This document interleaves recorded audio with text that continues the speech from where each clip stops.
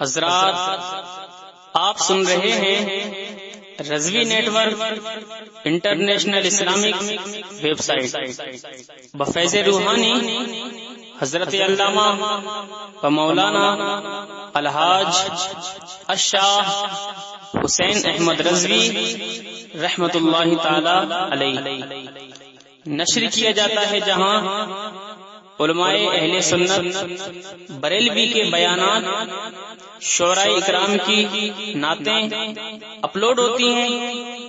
یہاں کسی بھی جاندار کی تصویر نہیں اپلوڈ ہوتی۔ آپ بھی چاہتے ہیں کہ ہمارے یہاں کے مذہبی پروگرام یہاں اپلوڈ ہوں تو ہم سے رابطہ کریں۔ الحاج شیخ سجاد حسین رضوی، واٹس ایپ نمبر 07857844116۔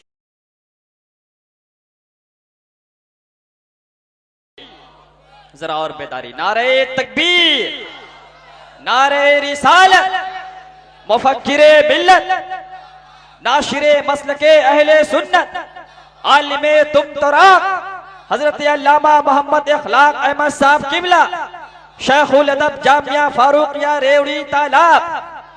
ابھی حضرت کی جو تقریر ہوگی قرآن پاک کی تفسیر ہوگی۔ ابھی حضرت کی جو تقریر ہوگی قرآن پاک کی تفسیر ہوگی، اور عدو مصطفیٰ کے حق میں پیہم، عدو مصطفیٰ کے حق میں پیہم عمر فاروق کی شمشیر ہوگی۔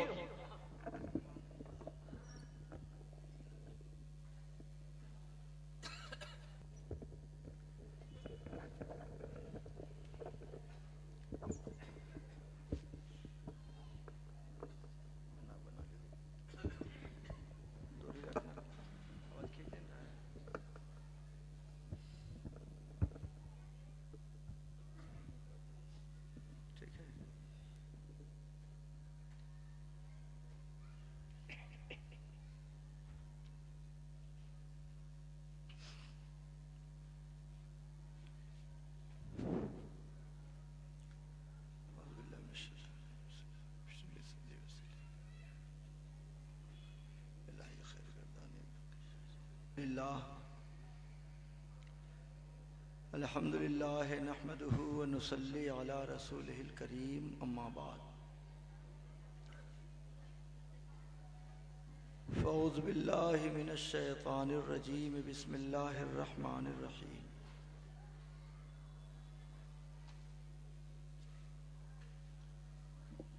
ولا تقولوا لمن يقتل في سبيل الله اموات بل احیاء ولکن لا تشعرون، صدق اللہ العظیم۔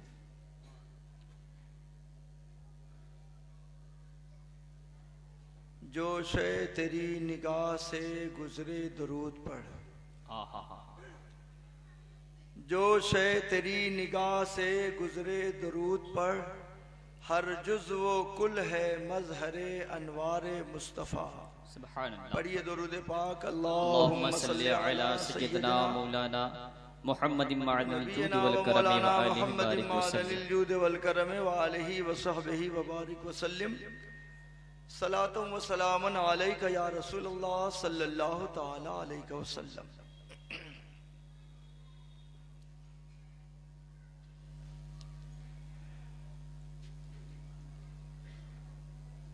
انجمن تنویر الشہداء کے زیر اہتمام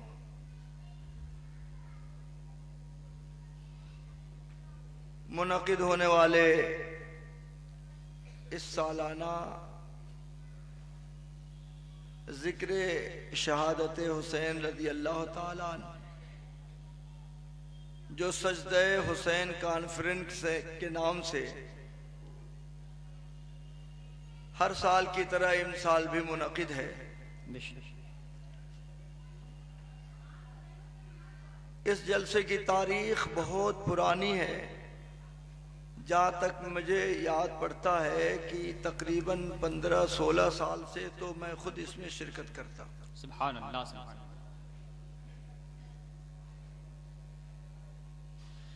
اور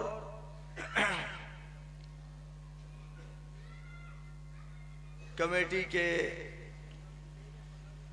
ارکان کا ایک پرخلوص تعلق ہے، یا میرے اوپر ان کا اتنا شدید اعتماد ہے کہ اس تاریخ کے جلسے میں میرا نام دے دیتے ہیں اور انہیں یقین رہتا ہے کہ انہیں خبر ہو جائے۔ بہرحال حضرت پیارے میاں صاحب قبلہ جلدی تشریف لانے والے ہیں۔ جتنی دیر ان کے آنے میں تاخیر ہو رہی ہے، اس وقفے میں کچھ باتیں آپ حضرات سے کروں گا، اور جیسے ہی وہ آ جائیں گے تو میں آپ کے بیچ سے ہٹ جاؤں گا۔ انجمن کے افراد نے اس بزم کا انعقاد کیا، آپ دور دراز سے چل کر کے آیا۔ ایک مسلمان کو اگر ترتیب بتائی جائے کہ پہلے آگے سے بیٹھیے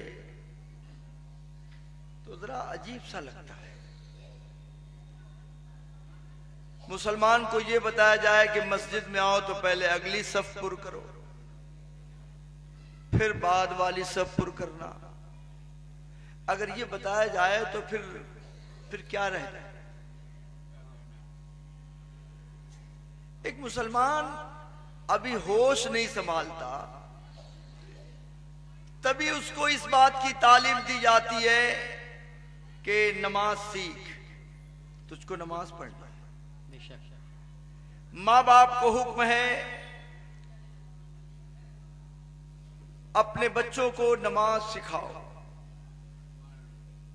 وَهُمْ أَبْنَاءُ سَبْعِ سِنِينَ، 7 سال کے تبھی سے نماز سکھاؤ۔ سبحان اللہ۔ وَاضْرِبُوهُمْ عَلَيْهَا وَهُمْ أَبْنَاءُ 10 سِنِينَ، اور ان کو نماز کے لیے مارو جب وہ 10 سال کے ہو جائے۔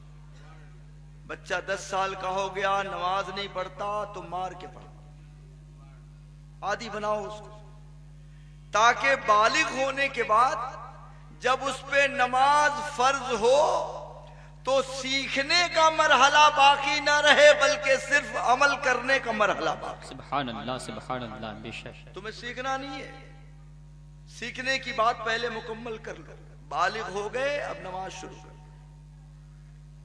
اسی لیے ساری دنیا کے لیے مسلمانوں کا یہ ڈسپلن بڑا حیرت انگیز ہے کہ ہزاروں ہزار کی جماعت ہوتی ہے اور امام کا ایک اللہ اکبر کہنا کہ پوری مسجد کے اندر جتنے نمازی ہوتے ہیں ایک آواز گونجی اور سب بیک وقت تکبیر کہہ کے ہاتھ باندھا، اللہ اکبر، امام کی آواز گونجی، سیدھے رکوع میں، کسی کو بتانا نہیں پڑتا، نہ کوئی تاخیر، نہ آگے پیچھے، بے شک، بے شک۔ یہ ہمارا ایک نظم ہے اور یہ نظم ہمیں وراثت میں ملتا ہے۔ بے شک۔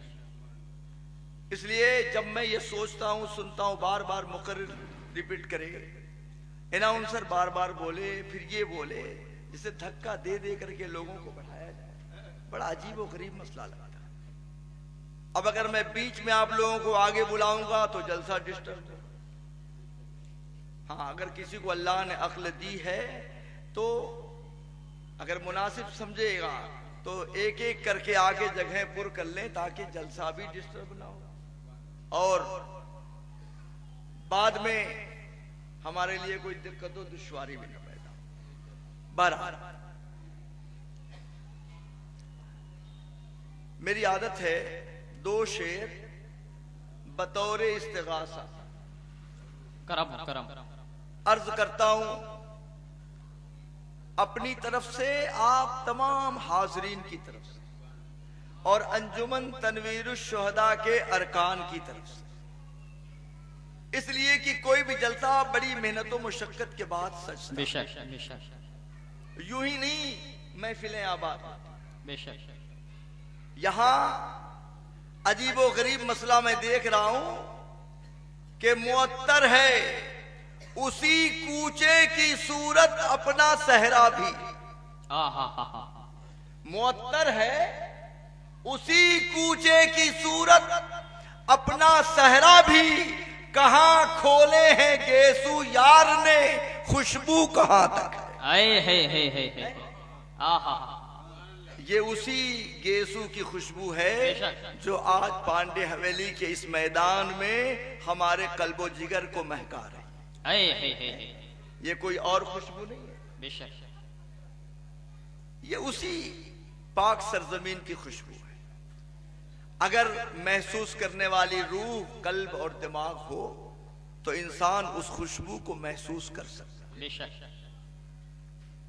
تو میں نے اس انجمن کے اہتمام کے تعلق سے اپنی سب کی طرف سے 2 شعر بطور استغاثہ عطا ہو کرم کہ نذرانہ خلوص ہمارا قبول ہو نذرانہ خلوص ہمارا قبول ہو دامن میں سب کے گلشن طیبہ کا پھول ہو سبحان اللہ سبحان اللہ دامن میں سب کے گلشن طیبہ کا پھول ہو اور دربار شوق ہم نے سجایا تو ہے ضرور سرکار دیکھ جائیں تو محنت وصول سبحان اللہ سبحان اللہ سرکار دیکھ جائیں تو سبحان اللہ محنت وصول ہو ہم بڑی اونچی سرکاروں کے غلام ہیں اور ہم جو کچھ کرتے ہیں اسی لیے کرتے ہیں کہ ہم غریبوں کا نذرانہ آقاؤں کی بارگاہ میں قبول ہے بے شک سبحان اللہ ہمارا تعلق بہت اونچا ہے اسی لیے اعلیٰ حضرت نے کہا کہ کیسے آقاؤں کا بندہ ہوں رضا بول بالے میری سرکاروں کے بڑی اونچی سرکاروں کے ہم غلام ہیں اور آج اسی تعلق کی بنیاد پر یہاں پہ ہم حاضر آئے حضرات مجھ سے پیشتر حضرت مولانا محمد حسن صاحب قبلہ ازہری سے فضائل اہل بیت کے عنوان سے آپ نے گفتگو سنی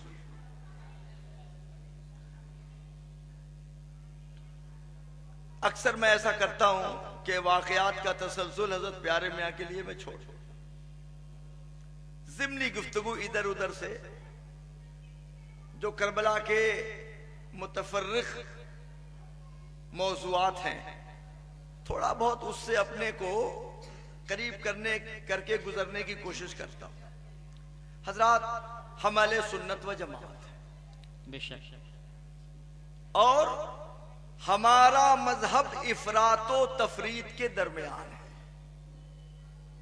بے شک ہم بہت غلو میں بھی نہیں جاتے اور بہت نیچی سطح پہ بھی نہیں اترتے افراط و تفرید کے درمیان ہمارا مذہب صحابہ کرام رضوان اللہ تعالی علیہم اجمعین کا دامن بھی ہم تھامے ہوئے ہیں اور اہل بیت نبوت سے بھی ہمارا روحانی رشتہ ہے ہم دونوں سے لگے حضرت مولا علی کرم اللہ تعالی وجہ الکریم جو خلیفہ رابع ہیں چوتھے خلیفہ ان کی بابت نبی کونین نے ارشاد فرمایا تھا وَفِيكُمْ مَثَلٌ مِّنْ عِيسَىٰ اراد نفسا تم میں عیسیٰ کی ایک مثال موجود ہے اور ان سے حضرت علی کو مراد لیا کیا مطلب تھوڑا تاریخ کے تسلسل میں جائیے عیسیٰ علیہ السلام جن کے ماننے والوں کی ایک بہت بڑی جماعت آج دنیا میں ہے جو عیسائی کہلاتی ہے، کرسچین کے نام سے مشہور۔ عیسیٰ علیہ السلام کی تاریخ آپ پڑھیے، ان کے بارے میں دنیا میں 3 گروہ ہوئے۔ ایک یہودی جماعت، بنی اسرائیل جس کو کہیے، اسرائیل، یہودی جماعت جنہوں نے حضرت عیسیٰ کی شان میں گستاخیاں کی، ان کی والدہ کی شان میں گستاخیاں کی۔ حد یہ ہے اپنے دور میں ان کے قتل کے درپے ہوئے۔ عیسائی یہ عقیدہ رکھتے ہیں کہ وہ سولی پر چڑھ گئے، مگر قرآن کہتا ہے ما قتلوہ وما صلبوہ، انہوں نے نہ اسے قتل کیا نہ اسے سولی چڑھایا، بلکہ ان کی صورت ان میں سے ایک شخص پر ڈال دی گئی، اور حضرت عیسیٰ علیہ السلام کو اللہ تعالیٰ نے آسمانوں پہ اٹھا لیا۔ یہ ہمارا اپنا عقیدہ ہے، بے شک حق اور سچ ہے۔ جو شخص یہ عقیدہ رکھے کہ عیسیٰ علیہ السلام کو سولی دی گئی، وہ مسلمان نہیں، اسلامی عقیدے سے خارج ہے۔ حق ہے، بے شک۔ قرآن کی نص اس پر گواہ۔ اور یہ بھی آپ کو میں بتا دوں کہ جب قیامت قریب ہوگی، قرب قیامت کا زمانہ آئے گا، تو عیسیٰ علیہ السلام بیت المقدس کے مشرقی مینارے پہ نزول فرمائیں گے۔ سبحان اللہ، سبحان اللہ، بے شک۔ اور تشریف لائیں گے، امت محمدیہ کے ایک فرد کی حیثیت سے زندگی گزاریں گے، نکاح بھی فرمائیں گے، اور پھر انتقال ہوگا اور روضہ کریم میں دفن ہوں گے۔ سبحان اللہ، سبحان اللہ، یہ ہمارا متفقہ عقیدہ۔ تو ایک گروہ یہود کا ہوا کہ جس نے عیسیٰ علیہ السلام کی شان میں گستاخی کی، ان کے قتل کے درپے ہوئے۔ ان کی والدہ ماجدہ پر، جن کی براءت پاک دامنی کو قرآن نے بیان کیا، اور یہ میں آپ کو بتا دوں کہ ہمارا حضرت عیسیٰ سے جو تعلق ہے وہ بڑا شدید ہے۔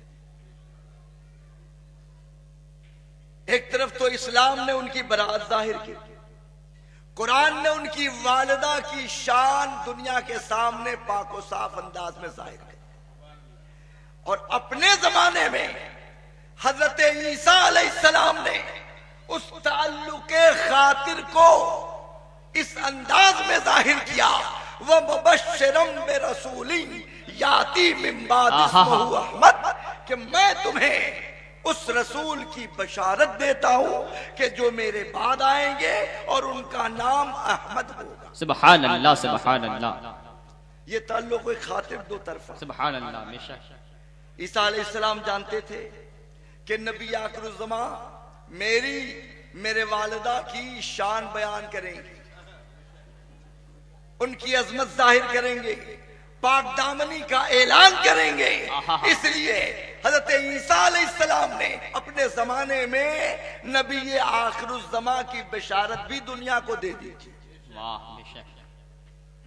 تو ایک گروہ تو یہود کا ہوا جس نے عیسیٰ علیہ السلام کے ساتھ دشمنی کی، اور پھر اس کے ٹھیک سامنے عیسائیوں کا گروہ ہے کہ جنہوں نے عیسیٰ علیہ السلام کو معاملہ اتنا بڑھایا کہ انہیں خدا یا خدا کا بیٹا بنا دیا، اور ان کے حد سے، ان کے حدود سے نکال کے انہیں حدود الہیت میں داخل کر دیا۔ آج بھی آپ دیکھ لیں عیسائیوں میں کیا ہے، ان کے مذہب کا مطالعہ کریں کہ بس ان کا ایک ہی عقیدہ ہے کہ عیسیٰ علیہ السلام ہم لوگوں کے لیے سولی پر چڑھ گئے، سب کا کفارہ بن گئے۔ اب عیسائی یہ سمجھتے کہ جو چاہو کرو، عیسیٰ علیہ السلام نے قربان ہو کے سب کا کفارہ دے دیا۔ سب ختم ہو چکا. اور انہوں نے بندوں کے معاملات کچھ پادریوں کے ہاتھ میں دے دیے. زندگی بھر نہ جانے کیسے کیسے گناہ کرتے رہو اور پوپ کے سامنے تنہائی میں جا کے اپنے گناہوں کا اقرار کر لو, اپنے گناہوں کو ظاہر کر لو, ان سے معافی مانگ لو. پوپ نے معاف کر دیا, گناہ ختم. یہ ایک عام بات ہے. انہوں نے بالکل خدا بنا دیا, بیٹا بنا دیا.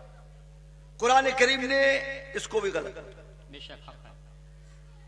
یہ دو گروہ ہوئے اور ایک تیسرا گروہ ہے ہم مسلمانوں کا, جو ان کے بارے میں وہی عقیدہ رکھتے ہیں جو ہمیں اللہ و رسول نے فرمایا کہ عیسیٰ علیہ السلام اللہ کے بندے, اس کے رسول ہیں, رب کا کلمہ ہے جو اللہ نے مریم کی طرف القا فرمایا. سبحان اللہ سبحان اللہ. وقت نہیں ہے ورنہ میں ذرا سا اشارہ میں دے دوں کہ جب مدینے کی طرف ہجرت سے پہلے حبشے کی طرف ایک ہجرت, آپ اس کو کتابوں میں پڑھیے گا. مدینے سے پہلے مسلمانوں کی ایک ہجرت مکے سے حبشہ اور شاہ نجاشی کے ہاں مسلمانوں نے پناہ لیا تھا. تو مکہ کے کفار و مشرکین کی ایک سفارت گئی, ایک وفد گیا اور اس نے پوری کوشش کی کہ یہاں مسلمانوں کو پناہ نہ ملے, ان لوگوں کو ہمارے حوالے کر دیا جائے تاکہ ہم ان کے ساتھ جو چاہیں سلوک کریں. حضرت جعفر نے پوری تقریر کی اور سارا معاملہ نجاشی کے سامنے رکھ دیا. اس نے کہا کہ جن لوگوں نے ظلم سے عاجز ہو کے میری پناہ لی ہے تو میں ان کو تمہارے حوالے نہیں کروں, تم لوگ اطمینان سے رہو. دوسرے دن یہ لوگ آئے اور کہنے لگا دیکھیے یہ لوگ آپ کے مذہب کے بارے میں بڑا غلط عقیدہ. کیا کہا؟ یہ لوگ عیسیٰ علیہ السلام کے بارے میں غلط عقیدہ رکھتے ہیں, ان سے بلا کے پوچھئے. اب دوبارہ مسلمان پھر بلائے گئے. حضرت جعفر نے اس دن بھی جواب دیا جب پوچھا کہ عیسیٰ علیہ السلام کے بارے میں تمہارا کیا عقیدہ ہے, تو حضرت جعفر فرماتے ہیں ہم ان کے بارے میں وہی عقیدہ رکھتے ہیں جو ہمارے نبی نے ہم سے فرمایا. کیا؟ اللہ کے بندے, اس کے رسول اور اللہ کا کلمہ ہے جو اس نے مریم کی طرف القا فرمایا. بے شک. اتنا کہا. انہوں نے کہا جو بھی ہو ہم وہی بولیں گے جو ہمارے رسول نے فرمایا. شاہ حبشہ نجاشی نے اپنی جہاں وہ بیٹھا تھا تو زمین سے ایک تنکا اٹھایا اور ایک تنکا اٹھا کے بولا کہ تم نے جو بات حضرت عیسیٰ علیہ السلام کے بارے میں کہی ہے, عیسیٰ علیہ السلام اس تنکے کے برابر بھی اس سے زائد نہیں. مطمئن ہو گیا اور اس نے کہا کہ نہیں تم لوگ جاؤ, ہم ان کو تمہارے حوالے نہیں کریں. وہی شاہ حبشہ نجاشی کہ جس نے ایمان والوں کو پناہ دی اور نبی پاک پہ غائبانہ ایمان لایا تھا, کہ جس کے انتقال کے بعد نبی پاک نے اس کی نماز جنازہ ادا فرمائی. یہ ایک ضمنی بات. اب سنیے تو آقا نے کیا فرمایا, تم میں عیسیٰ کی ایک مثال موجود. حضرت عیسیٰ علیہ السلام کے بارے میں یہود نے یہ کہا وہ دشمنی پہ آمادہ, عیسائیوں نے یہ کہا انہوں نے خدا بنا دیا, مگر صحیح معاملہ وہ ہے جو مسلمانوں نے اپنایا. ہم بیچ میں ہیں اور ان کے بارے میں وہی عقیدہ رکھتے ہیں جو اسلام کا بنیادی عقیدہ. بے شک. اب یہی معاملہ حضرت علی کے تعلق سے دنیا کے سامنے ہے. میں کربلا کی طرف بڑھ رہا ہوں, گھبرائیے گا. حضرت علی کے ساتھ بھی یہی مسئلہ آیا. حضرت علی کے ساتھ بھی یہی معاملہ ہوا. کیا؟ مسلمانوں میں ایک گروہ وہ ہے جو مولا علی کا شدید مخالف، بنام مسلمان میں بولنا، مسلمانوں میں نہیں بولنا ہے، بنام مولا علی کا شدید مخالف خارجی گروہ، خارجی جو جنگ صفین کے بعد حضرت مولا علی سے الگ ہو گیا تھا، ایک دھڑا تھا، اور انہوں نے حضرت علی کی دشمنی کو اپنا ایمان بنا لیا، اہل بیت کے شدید دشمن، پوری توانائی انہوں نے حضرت علی کی مخالفت میں خرچ کر دی، وہ فرقہ خارجی فرقہ کہلاتا، اور ایک دوسرا فرقہ وہ ہے جو آج رافضی کے نام سے دنیا میں جانا جاتا ہے۔ توجہ میری طرف رکھیے گا، تھوڑا سا آپ کی طرف۔ ایک فرقہ ہے جو رافضی، انہوں نے مولا علی ہی کو سب کچھ اپنا ایمان قرار دیا، سب کچھ۔ ان کے نزدیک نبی پاک کی حیثیت بھی ثانوی، یعنی نبی پاک کی حیثیت اس لیے ہے کہ وہ حضرت علی کے کیا ہے، سسر، حضرت فاطمہ کے والد ہیں، ورنہ ان کا ایمان جو ہے علی، فاطمہ، حسن، حسین کے گرد گھومتا ہے، اور نبی پاک کی حیثیت ضمن۔ ساری گفتگو کا ماصل ان کا آپ کو یہی ملے، اور حد یہ ہے کہ انہوں نے حضرت علی کے بارے میں وہ عقیدہ رکھا جو سراسر غیر اسلامی، کہ انہوں نے حضرت علی کو خدائی کا درجہ دیا۔ آپ حیرت مت کیجئے، آج شام کا جو ڈکٹیٹر ہے بشار الاسد، وہ نصیری فرقہ جو آج شام میں برسر اقتدار ہے اور جو باغیوں سے مسلسل لڑائیاں چل رہی ہیں، تو یہ بشار کیا ہے، یہ نصیری فرقے کا ہے۔ اس فرقے کے لوگ حضرت علی کو خدائی کا درجہ دیتے ہیں،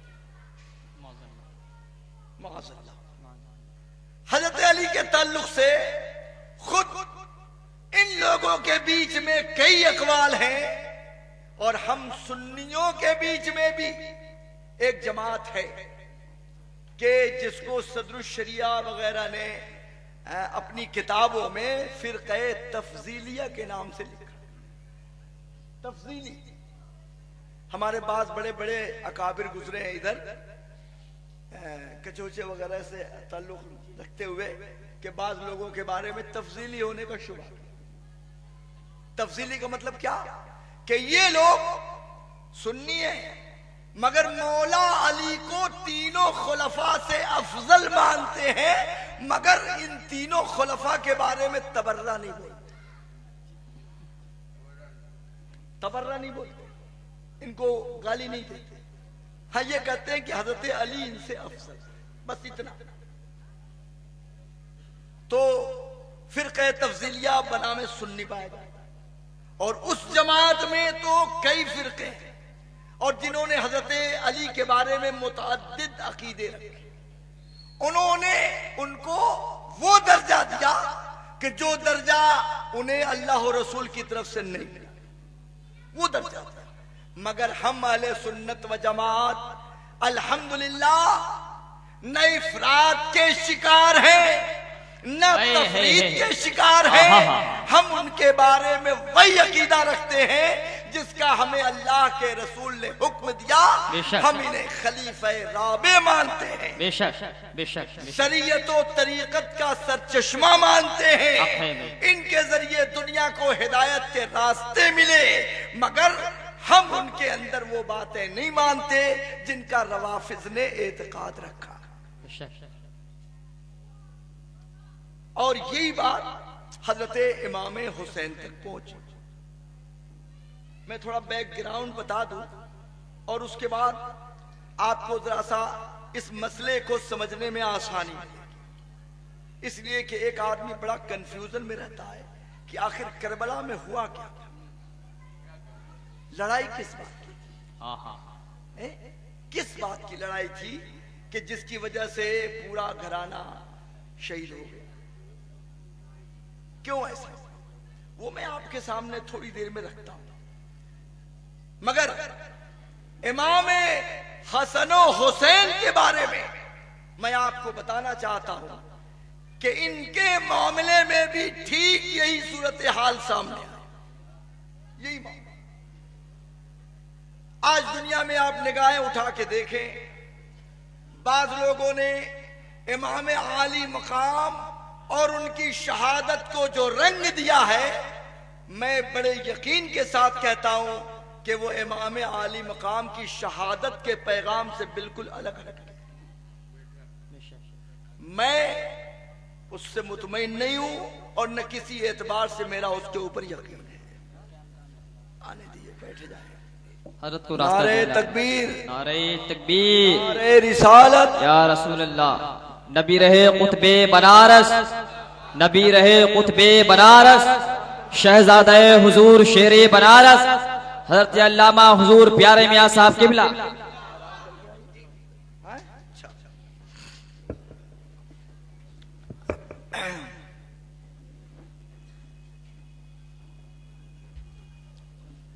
اب تو حضرت بھی آ گئے ہیں، کم سے کم آپ لوگ کھڑے ہونا، میرے پیر میں درد ہو رہا ہے۔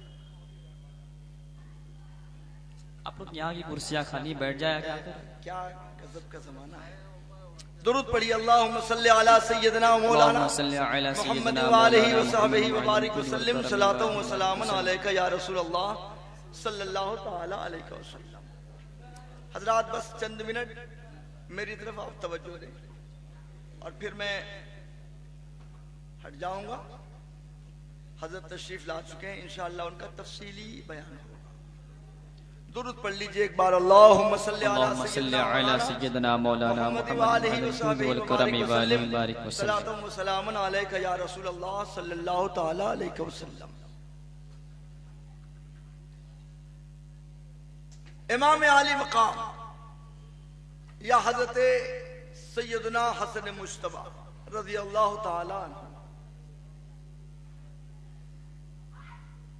ان دونوں شخصیتوں کے تعلق سے اہل سنت کا عقیدہ بالکل واضح ہے۔ ہم اہل بیت نبوت سے جو عقیدت و محبت رکھتے ہیں، وہ عقیدت و محبت وہ ہے جو نبی پاک سے رشتے کی بنیاد پہ ہمیں عطا ہوئی۔ یہ یاد رکھیے گا، ہمارا سارا معاملہ نبی پاک کے تعلق سے ہے، سارا۔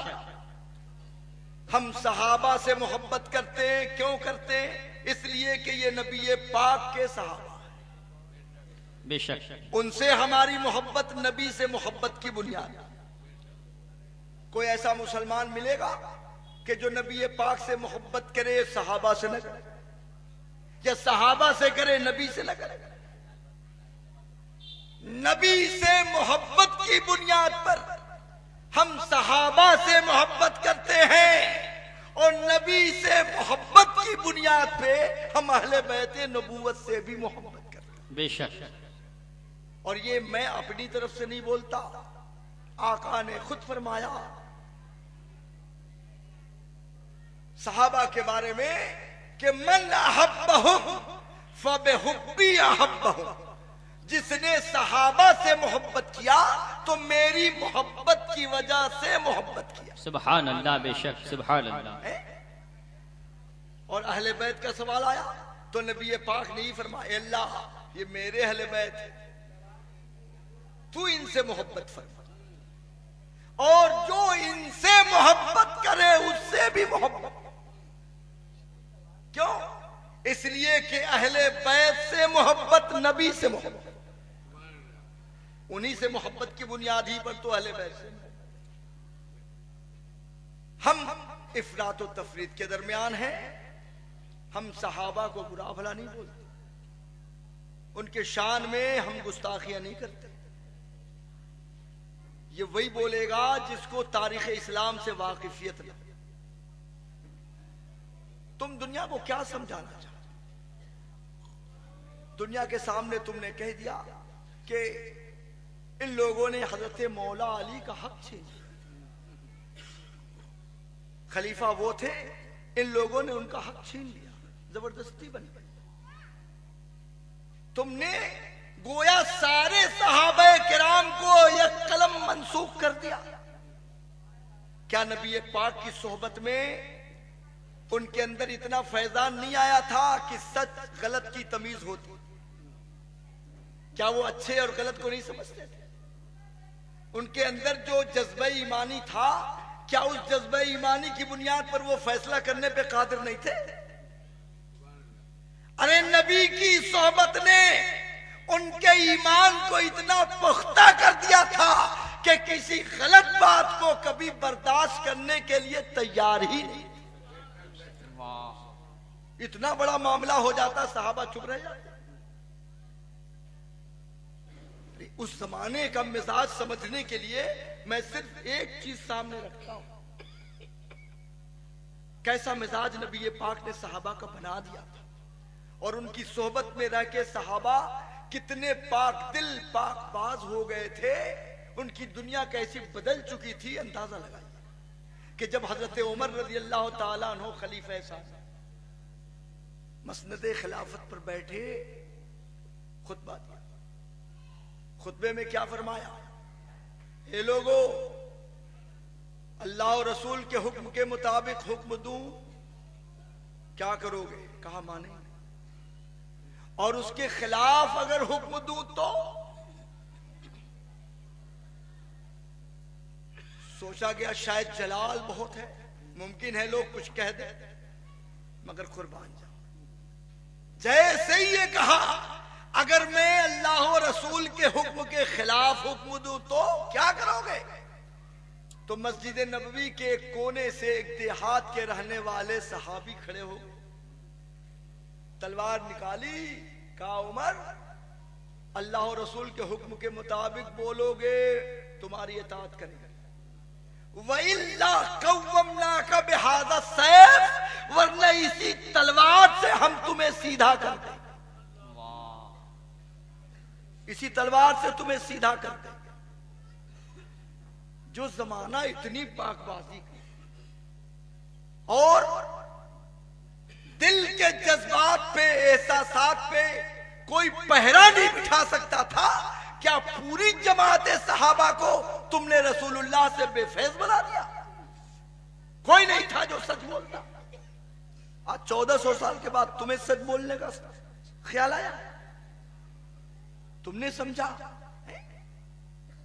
حضرات میں یہ بھی بتانا چاہتا ہوں، واقع کربلا میں بڑی آمیزشیں ہوئی، اور اس سلسلے میں تاریخوں میں بڑا خلط ملط ہوا ہے۔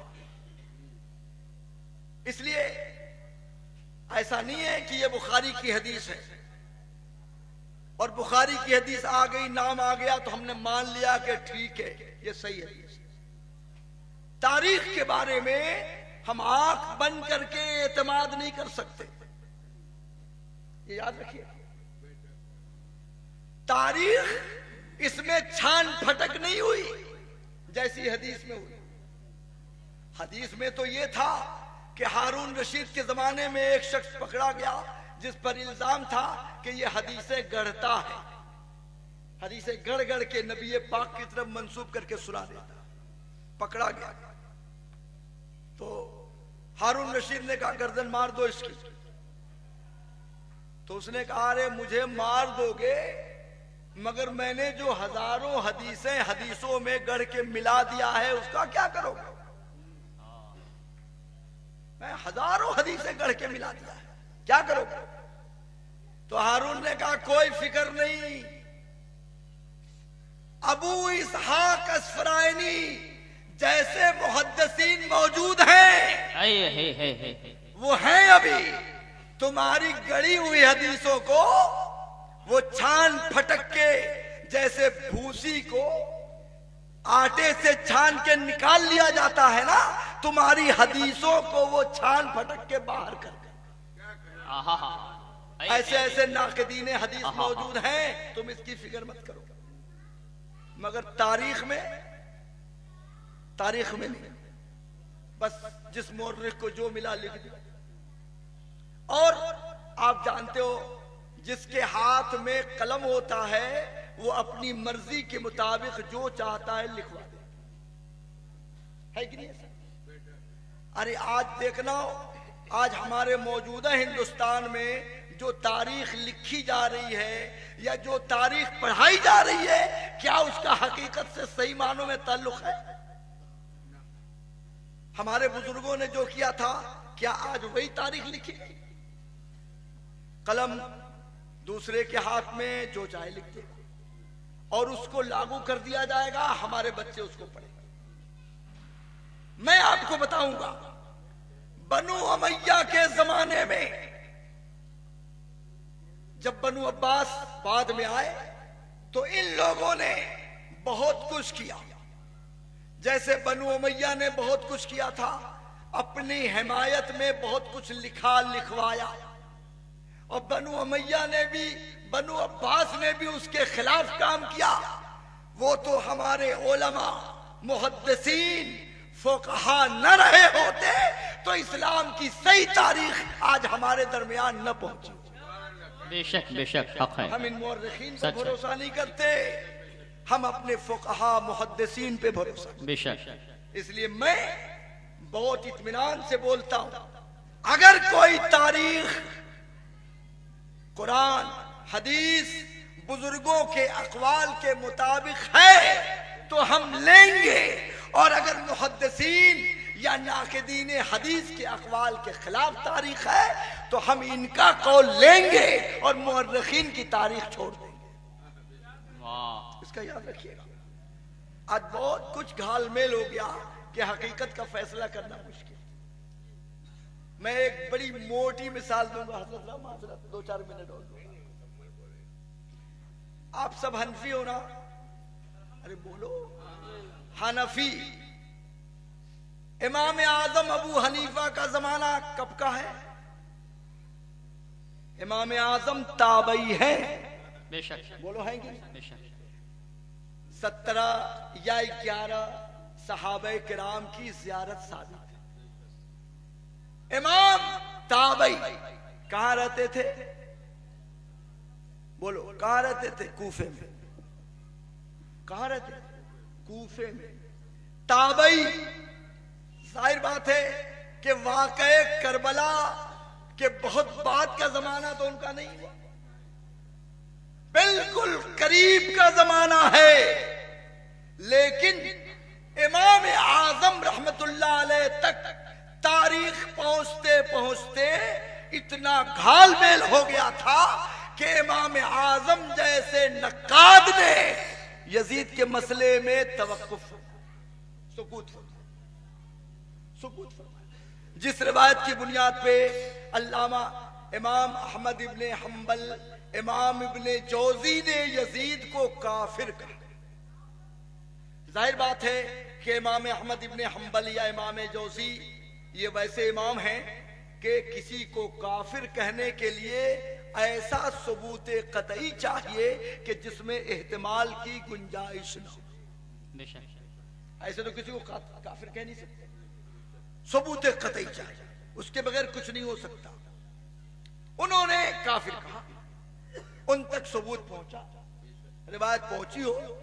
لیکن ہمارے امام جو علم و فن کے بحر سخار ہیں کوفے میں رہتے تھے اور ان سے بڑا نقاد ہم کسی کو نہیں مانتے. علم و فن کے پہاڑ تھے. لیکن وہ روایت جس کی بنیاد پر اس کا کفر ثابت ہوتا ہے کہ جس میں اس نے کچھ اشعار امام عالی مقام کا سر پہنچنے کے بعد پڑھے تھے، جس میں یہ مضمون اس کا یہ تھا کہ کاش بدر میں ہمارے جو اشیاخ مارے گئے وہ آج زندہ ہوتے تو دیکھ لیتے کہ میں نے بدر کا بدلہ برابر کر دیا ہے. یہ خالص کفریہ شعر اس کا. اس کی بنیاد ہے تو جن کے یہاں اس شعر کی نسبت یزید کی طرف درست ہے کہ ہاں صحیح ہے کہ اس نے پڑھا، تو انہوں نے اس کو کافر ہے بھی. اگر کوئی ایسا بولے گا تو کافر بولا جائے. لیکن امام اعظم کے نزدیک اس روایت کی سند اتنی مستند نہیں ہوئی کہ جو کسی کو کافر بنانے کے لیے ضروری ہو، اس لیے امام نے سکوت فرمایا۔ اب بولو، جس واقعے کی تحقیق صحیح امام اعظم کے زمانے میں مشکل ہو گئی، تو آج 1400 سال کے بعد اگر کوئی واقعہ کربلا کا اپنے کو محقق بنتا ہے تو کیا ہم اس کی تحقیق پر اعتبار کریں گے؟ اس لیے حضرات، روایت وہی ہے جو ہمارے بزرگوں مشائخ کے ذریعے ہم اسی کی بنیاد پر، اسی عقیدے پر قائم ہیں کہ جو عقیدہ ہمارے بزرگوں نے ہمیں عطا فرمایا کہ امام پاک اہل بیت کے سردار اور نبی پاک نے ان سے محبت کی، ہمیں محبت کا حکم دیا، اس لیے ہم ان کی محبت اپنے دل میں بساتے ہیں۔ بے شک، مگر ساتھ ہی ساتھ صحابہ کرام کا دامن بھی ہے۔ وہ جو حدیث ہے کہ میرے اہل بیت نوح کی کشتی کی طرح، جو اس پہ سوار ہو گیا مثلو اہل بیتی کا سفینۃ نوح، میرے اہل بیت کی مثال نوح کی کشتی کی طرح، جو اس پہ سوار ہو گیا بچ گیا۔ اور صحابہ کے بارے میں کہا اصحابی کالنجوم بِأَيِّهِمْ اقتدیتم اہتدیتم، کہ میرے صحابہ ستارے کی طرح ہیں، جس کی بھی اقتدا کرو گے راہ پا جاؤ۔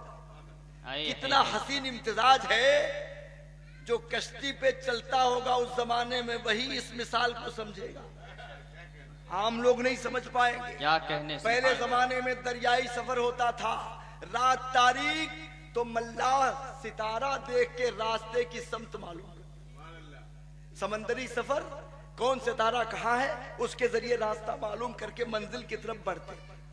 ہم الحمدللہ اہل بیت نبوت کی کشتی پر سوار ہیں، اور صحابہ ستارے ہم ان سے راستہ معلوم کر کر، سبحان اللہ سبحان اللہ، بے شک ہم اہل بیت کی کشتی پہ بھی سوار ہیں الحمدللہ، اور صحابہ سے راستہ بھی لے رہے ہیں۔ اور اعلیٰ حضرت نے تڑپ کے کہا کہ اہل سنت کا ہے بیڑا پار، اصحاب رسول نجم ہے اور ناؤ ہے اطرت رسول اللہ۔ سبحان اللہ سبحان اللہ، نجم ہے اور ناؤ ہے اطرت رسول اللہ کی۔ بے شک سبحان اللہ، رسول اللہ کی آل کیا ہے؟ کشتی، صحابہ ستارے، اور ہماری زندگی کی کشتی الحمدللہ ساحل نجات پہ لگ جائے۔ بے شک، ایک بات میں نے بیچ میں کہہ دی تھی، میں 2-3 منٹ میں اس کی وضاحت کر دوں، پھر واقعہ سنیے آپ۔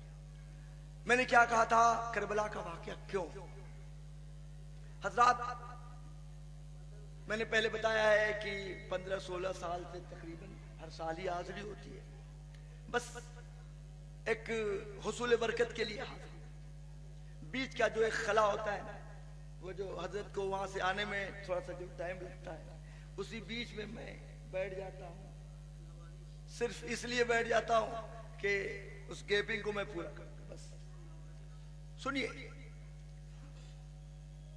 اگر امام پاک کی کربلا کے اندر اس شہادت کو یا جان دینے کو یہ کہا جائے کہ حکومت و خلافت کے حصول کے لیے ایسا تھا، اس لیے جان کی قربانی دی، تو ظاہر بات ہے پھر یہ معاملے کی تو کوئی حیثیت ہی نہیں بچے کہ بچے گی۔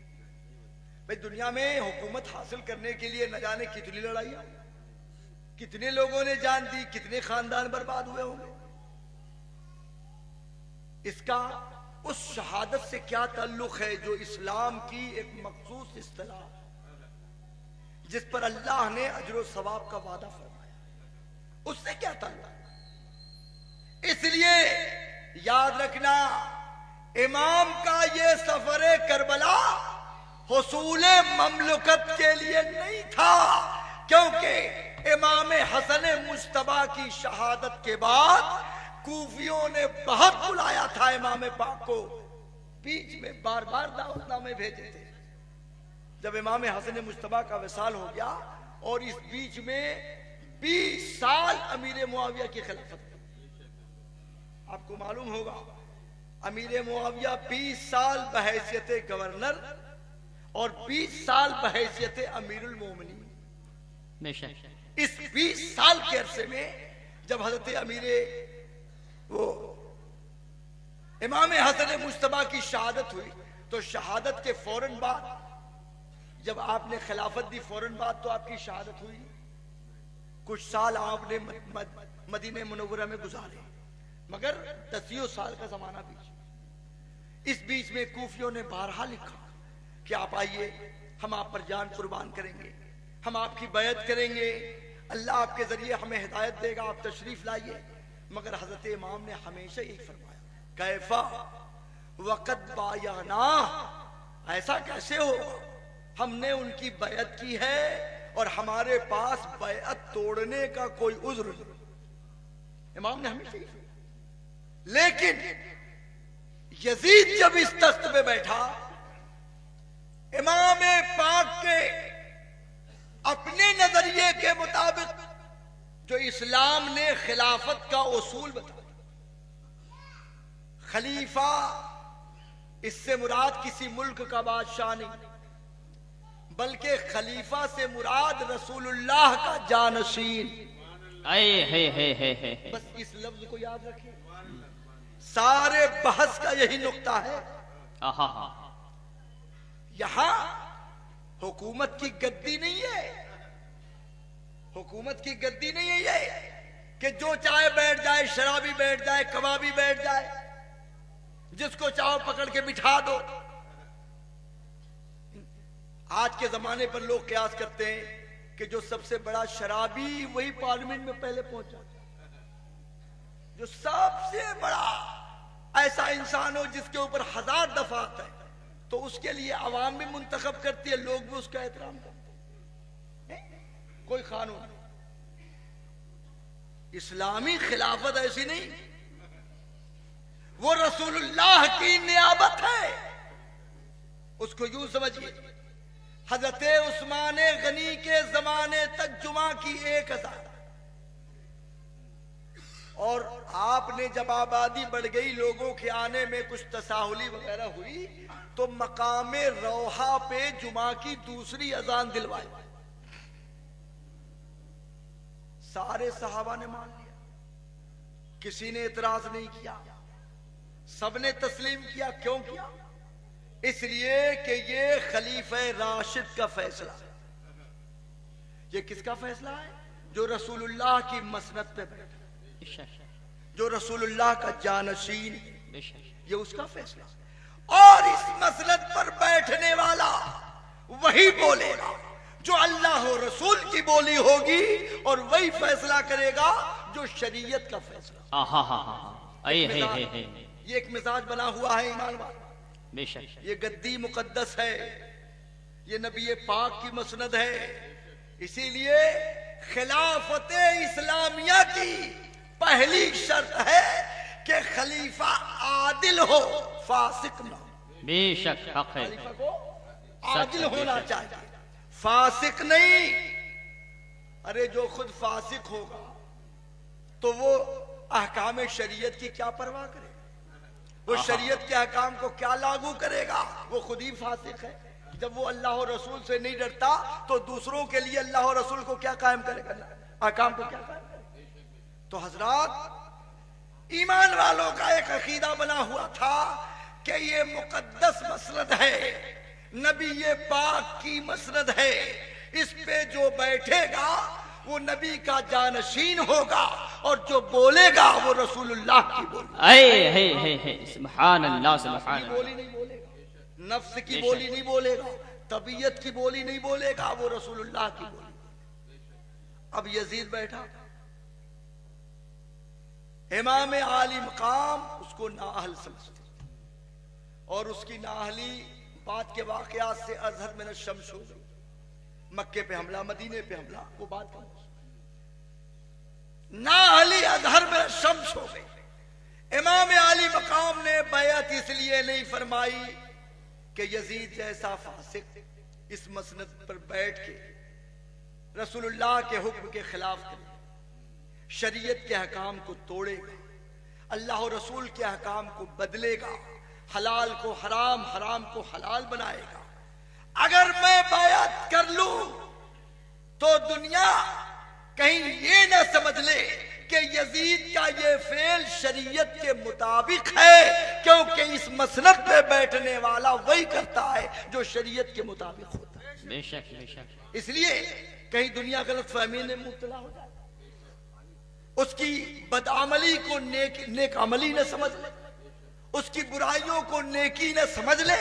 اس لیے امام نے بیعت سے انکار کیا، عزیمت پر عمل کیا، اور دنیا کے سامنے اس چیز کو ظاہر فرمانے کے لیے اپنا سب کچھ قربان کر دیا۔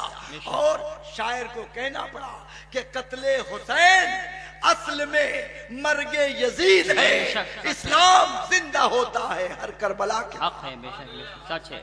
اور سبحان اللہ۔ الحمدللہ پروردگار نے ان کی قربانی کو وہ قبول عام عطا فرمایا کہ امام حق و صداقت کا عنوان ہو گئے، حق و صداقت کی پہچان بن گئے۔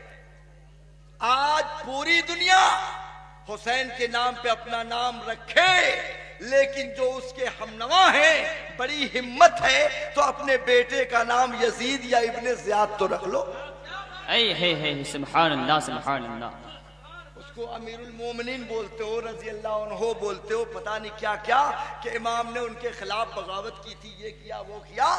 اگر تمہارے نزدیک یزید ابن زیاد اتنے ہی مقدس ہیں تو آج سے اپنے بیٹوں پوتوں کا نام یزید ابن زیاد کے نام پر رکھ لو، زندگی گزر جائے گی، ہمت نہیں پڑے گی۔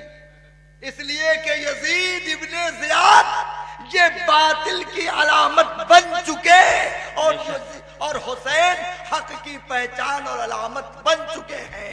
کربلا میں امام نے اپنی قربانی پیش کر کے حق و صداقت کا وہ اعلان کر دیا ہے کہ رہتی دنیا تک امام عالی مقام کا نام حق و صداقت کا عنوان بن کے چمکتا رہے۔ بے شک بے شک۔ حضرات امام کے پیغام کو سمجھیے اور اس کے مطابق اپنی زندگی گزاریے۔ ہو ہا ہلا پاک یہ امام کا مشن نہیں ہے، شریعت کا تحفظ ان کا مشن۔ اخیر وقت میں سجدے میں سر رکھ کے دنیا کو انہوں نے اپنے رب کی بندگی کا پیغام دیا ہے، اور دنیا سے اس کو سمجھیے۔ وہ پیغام نظر نہیں آتا، اور یزیدیوں نے جو اچھل کود مچائی، تماشے کیے، جشن منایا، وہ نظر آیا۔ انہوں نے جو کیا وہ تم نے اپنا لیا، اس کو حب حسین سمجھ لیا۔ سمجھیے حالات کیا ہیں، کیا حق ہے کیا ناحق ہے، یہ بتانے کی ضرورت نہیں ہے۔ نبی نے فرمایا استفتے قلبک، اپنے دل سے فتویٰ پوچھو، پوچھو اپنے دل سے۔ ایک رشوت لینے والا لیتا ہے، اس سے پوچھو کیا ہے، غلط ہے لیکن کیا کیا، دل سے پوچھو، دل سے پوچھ کیا صحیح ہے کیا غلط۔ اور جب دل سے پوچھو گے نا تو تمہارا ضمیر خود فتویٰ دے گا کہ یہ غلط ہے یہ صحیح ہے۔ اللہ نے تمہیں اتنی عقل دی ہے کہ کم سے کم سمجھو، حالات کا اندازہ لگاؤ، سمجھو، اور اس کی روشنی میں فیصلہ کرو۔ اللہ تعالی ہمیں اور آپ سب کو حق بولنے، حق سننے، حق سمجھنے کی توفیق عطا فرمائے۔ وآخر دعوانا ان الحمدللہ۔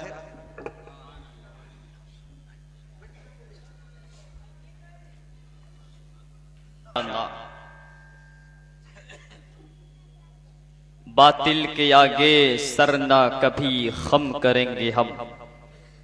حضرت علامہ محمد اخلاق احمد صاحب قبلہ جامعہ فاروقیہ ریوڑی تالاب، جو بس قیمتی پیغام دے رہے تھے کہ باطل کے آگے سر نہ کبھی خم کریں گے ہم، جو کر گئے حسین وہی ہم کریں گے ہم، جو کر گئے حسین وہی ہم کریں گے ہم۔ حضرات آپ دیکھ رہے ہیں کہ آپ کی نگاہوں کے سامنے استاذ العلماء، سند الاساتذہ، فخر الاطباء حضرت علامہ الحاج الشاہ مفتی معین الدین احمد فاروقی المعروف پیارے میاں صاحب قبلہ صاحب سجادہ خانقاہ حمیدیہ رشیدیہ شکر تالاب بنارس، جو مکمل طور سے ممبر شریف کے پاکیزہ رحل پر کتاب عشق وہ موجود ہے جس کی ہر ایک تحریر عشق رسالت سے مزین ہے، جن کے خطاب نایاب سے ہمیں اور آپ کو فیض یاب ہونا ہے۔ اس سے پیشتر چند اشعار پیش کرنے کے لیے بلا تاخیر دعوت سخن دے رہا ہوں۔ مداح خیر الانام محترم محمد اعجاز صاحب سے گزارش کر رہا ہوں کہ وہ آئیں اور اپنے کلام سے ہمیں اور آپ کو نوازیں۔